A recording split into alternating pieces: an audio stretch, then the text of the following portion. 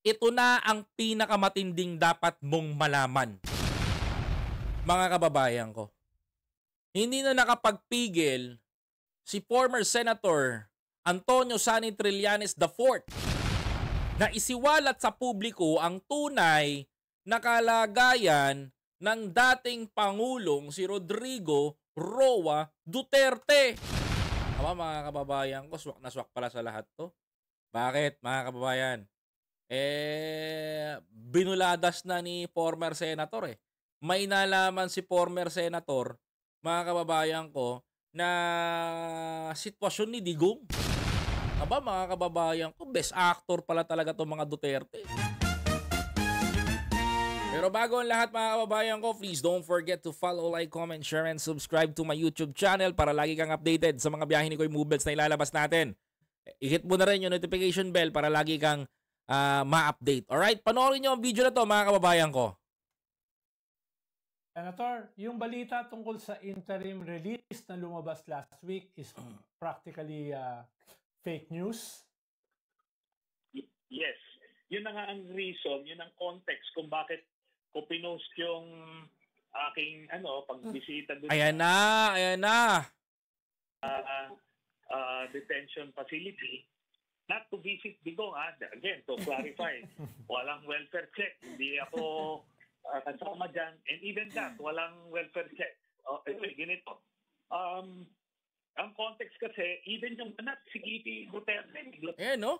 Kahit na walang takot si Sani Trillanes kasi nahuli dito ni Sani Trillanes, pinapaasa yung mga DDS.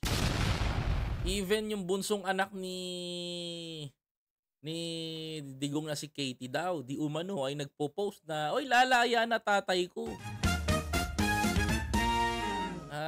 Di umano daw, itong tatay niya daw ay mayroon daw interim release. Siyempre, yung mga taga-suporta ng mga Duterte, aasa sila dun sa gimmick nung bata. Natural, mga kababayan ko, ganyan na mangyayari. Tuloy. Bas ng breaking news, nag-grant na raw interim release ng tatay niya. Nag-grant na daw, hindi pa nga nag-grant. Wala nga bansang gustong tumanggap. Sabi ko, itong mga fake news peddlers ito eh. Ayun, fake news peddler.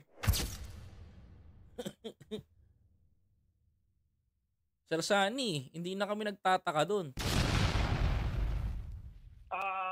Ngayon, yung interim release, hindi naman natin niro-roll out totally.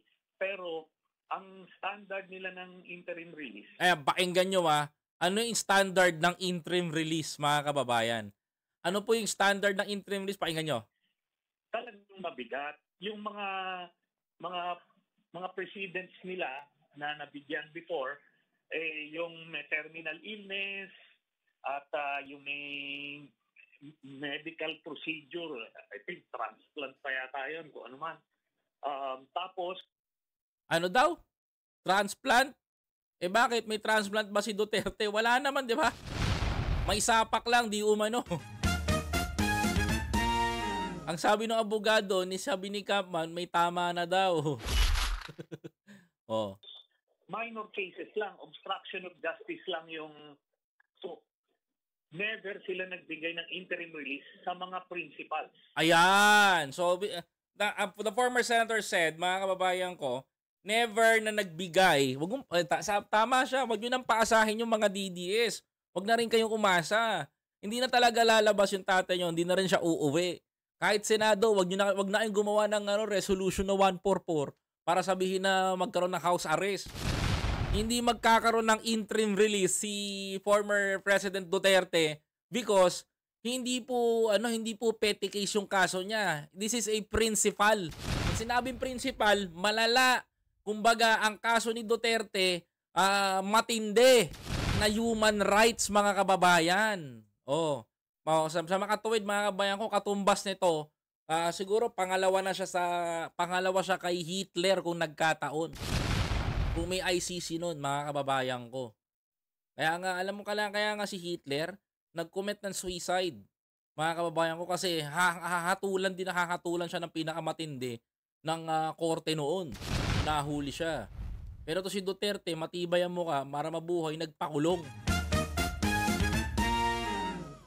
sa mga may mga heinous crimes like crimes against humanity. Ayan. Kaya malabo yan. Then, yung sinasabi nilang uuwi dito at dito house arrest ko ano man, hindi pwedeng mangyari yon kasi hindi tayo member ng ICC. Ayan, di ba?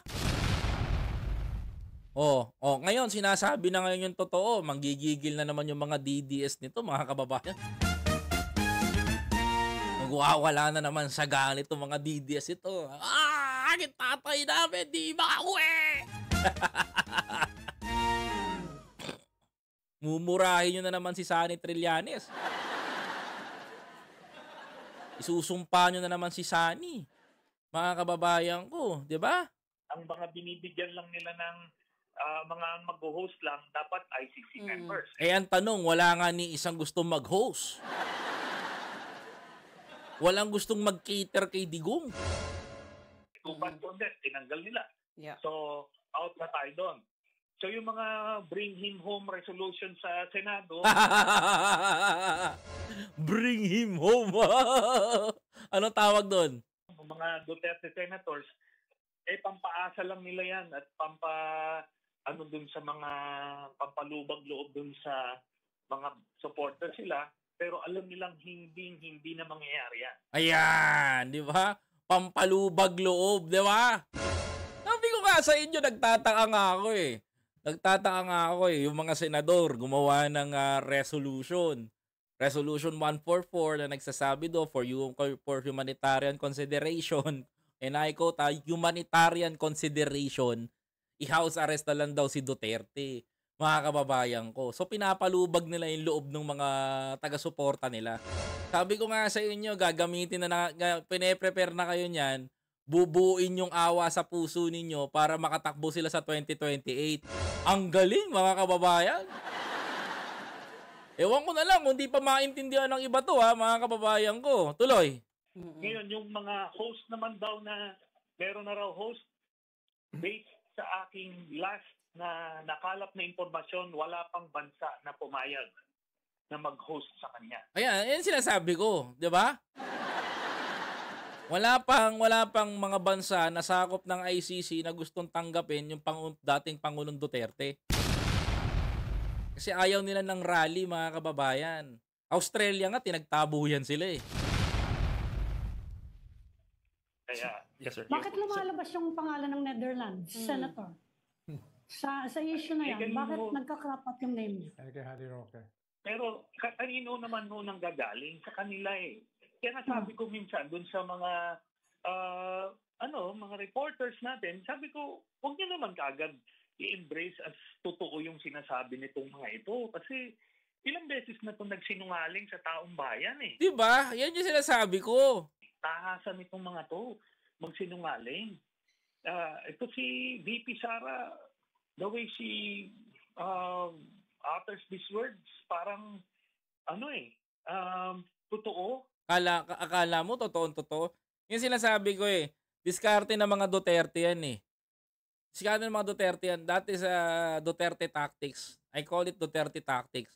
Sasabihin nila, malatotoo, nakakaawa. Kasi ang tao ganito pag nagsalita ka, naunahan mo ng awa, yung mga sasabihin ng anak, nakakaawa na, mga kababayan ko. Hindi mo na maiisip yung ginawa ng tatay Ang maiisip mo na lang yung awa dun sa tao Binubura nila yung imahe na si Duterte nagpapatay ng libu-libong tao. Kaya nakakulong sa Netherlands. Diba? Ayaw nilang i-images yun. Mga kababayan ko dito sa dating Pangulo. Ang gusto nilang image, mabait yung tatay nila, ginawa yung tatay nila ganito, okay yung tatay nila kahit gumawa ng kalokohan. Pero ilang time and again, ilan na beses natin na find out na sinungaling siya. So bakit natin sila papaniwalaan? Correct. Every time. Diba? Ang hirap paniwalaan ng taong sinungaling, sa totoo lang. Kaya kayo, mga kababayan ko, mag-ingat kayo.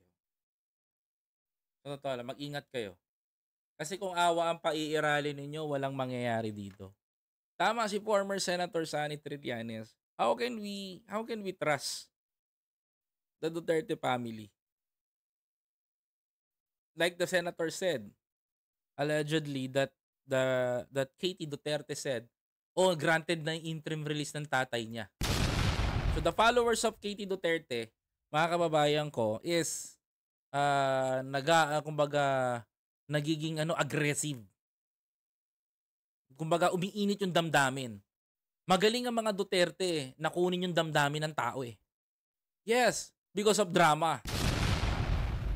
That is the Duterte trademark, mga kababayan ko. Yung magdrama ng magdrama ng magdrama. Dahil kapag nagdadrama ka, mga kababayan ko, mabubudol ka nila.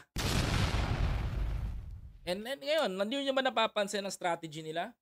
Sabi ni Kapman, pinalabas sa Pilipinas, mga kababayan ko, na meron na daw, may tama na daw ang utak ni Duterte, hindi niya daw alam yung mga ano doon, kasi ganit, hindi niya daw alam yung mga tawag nito, yung mga kung dapat pa ba siyang litisin. Sasabayan nila ng drama dito. Syempre, ang mga supporter ni Duterte na mga madamdamin na mahihirap, nadadala, naaapektuhan. 'Di ba? Emotionally, 'di ba? Yan naman, diyan nila tayo dinadali. Ngayon, mga kababayan ko, kahit walang basihan, hindi nyo naman nakikita, ako maniniwala ako, to see is to believe ako eh. No? Ako maniniwala ako. And I will say apologize. Kung makita ko at papatunayan ko talaga at na sinabi ng medical doctors ni Duterte na may tama na si Digong at may video. Kung talaga may video na naglalaway si Duterte, kumakain na ng pupo niya, nababaliw na dun sa selda, maniniwala ako dun. Pero hanggat hindi ko nakikita na ganun si Digong, mga kababayan ko, hindi ako maniniwala. Kung talagang may tama na si Digong, isa publiko nila ang totoong kondisyon niya. Mga kababayan ko, wag na tayong gumawa ng na, oy, nakakaawa kasi ganito, for humanitarian consideration, may tama na yung ganyan niya, meron na siya, makakalimutin na siya, ha? Bumagsak si Tatay Digong daw doon, di umano, doon sa selda daw niya, di daw pinaalam ng ICC sa pamilya, 24/7 mo nakakausap, di mo, tapos sasabihin mo, bumagsak, di nalaman. Ano yun? Di ba? Ang laking pambobola nito. Sa totoo lang. Napakalaking pambobola po nito. Napakalaking for me, I'm sorry, please pardon for my words, mga kababayan ko. No? Please pardon for my words. Napakalaking panggagago nito sa Pilipinas. Sa Pilipino. Sorry kung ganun man ako magsalita, pero totoo ko. No? Totoo yung sinasabi ko. Napakalaking pambubudol nito sa atin. Bilang isang Pilipino, bilang isang ordinaryong tao, dapat maging tayo. Dapat maging magpakatotoo tayo. No? Magpakatotoo tayo. Kung ayaw nyo lang matanggap na nakulong yung tatay ninyo. No? Kayo mga Duterte supporter, hanggang kailan kayo magpapakatanga? Hanggang kailan kayo magiging manhead? Pagbagsak na ang Pilipinas? Nasa China na ang Pilipinas? Kailan kayo matatauhan? Kapag yung pamilya nyo kinitilang buhay? Hanggang saan kayo magsasawa? Hanggang saan kayo magiging Pilipino? Sige nga, gusto kong malaman ninyo. Hanggang saan ho kayo? Kayo ho ba'y Pilipino dahil sa bansang Pilipinas? O kayo ho ay Pilipino dahil kayo ay Duterte? Kasi hindi ho Duterte ang pangalan ng Pilipinas. Hindi ho Duterte ang bayani ng Pilipinas. Tandaan niyo ho itong sinasabi ko. If you are a Filipino, you love this country, you love our country, supposed to be your loyalty is for our country. Sa bansang Pilipinas. At ang bansang Pilipinas ay nasa puso mo. Hindi nasa Duterte. Tandaan niyo ito sinasabi ko. Balikan niyo ako kung mali ang sinabi ko. Kasi sa panahon ngayon, mga kababayan ko, ang mga hudas at mga manggagamit nagiging politiko.